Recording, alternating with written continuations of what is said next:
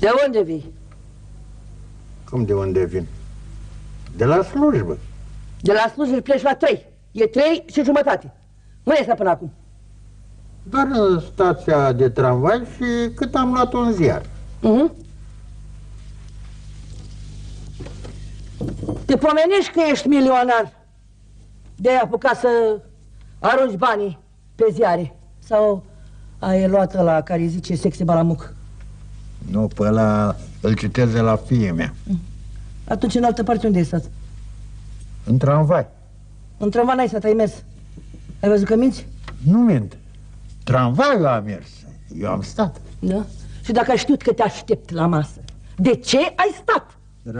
Dragă, întreabă pe toți. Am venit în tramvai cu Radu, cu Cornel, cu Vasile, cu Elvira. Da, a?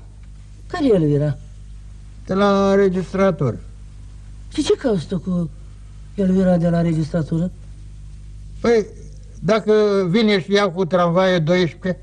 Și alt tramvai nu poate să ia? Numai cu tramvaiul tău poate să duc acasă? Păi, dar nu e tramvaiul meu, dragă, e tramvai public.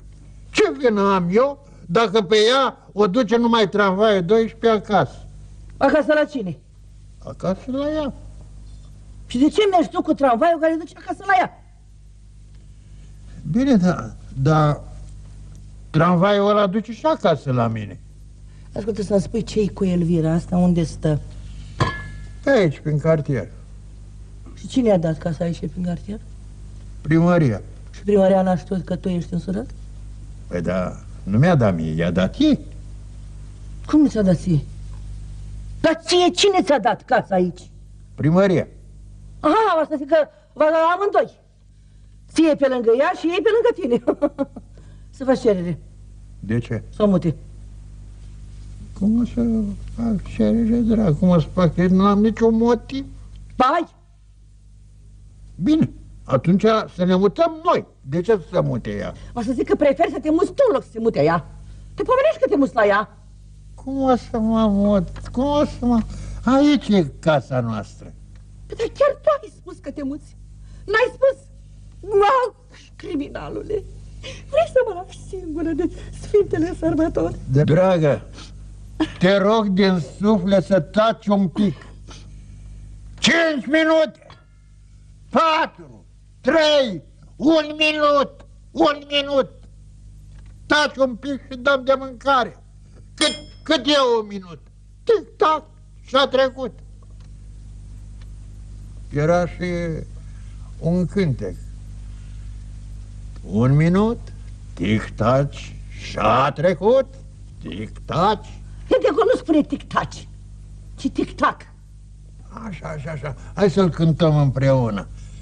1 minut, tic-tac eu și 1 minut, tic-taci tu și în timpul ăsta îmi dai de mâncare. Eu nu tic-tac până nu-mi spui ce-i cu Elvira.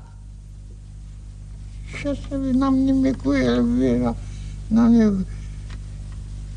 Eu te am pe tine. Dacă mai ai pe mine, de ce vii cu ea în tramvai? De ce nu vii cu mine? Păi, tu azi ai rămas acasă. De unde era să te iau? Păi, dacă mă iubești, vii și mă iei de acasă. Cum, dragă? Adică să plec de la slujbă, să vin să te iau pe tine de acasă, să mă întorc iar la slujbă și pe urmă să vin iar cu tine acasă?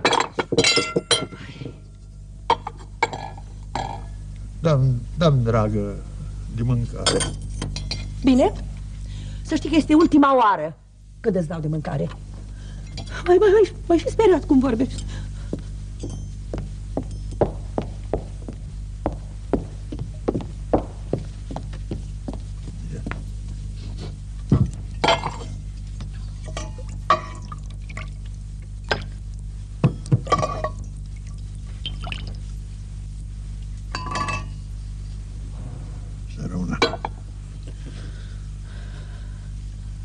Cu 15 nu putea să vină acasă.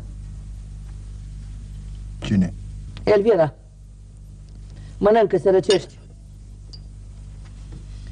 Câți ani are? Cine? Elvira, mănâncă, se răcești. E mai frumoasă ca mine? Cine? Elvira, mănâncă, se răcește. S-a răcit, nu mai mănânc. Îmi face rău. Nu mai mănânci? Nu. Bine, am înțeles. Ai mâncat în oraș. N-am mâncat, drag, în oraș, dar sunt sătul. Mă rog, și atunci ce mai mănânci? Ziceai că faceați niște prăjituri cu dulceață de zmeură sau cu dulceață de caise? Am făcut și cu smeură și cu caise. Bravo, dă. Nu-ți dau de caise. M-a costat foarte mult. 2000 de lei rețeta. Dă-mi ce vrei tu. Bine. Poftim.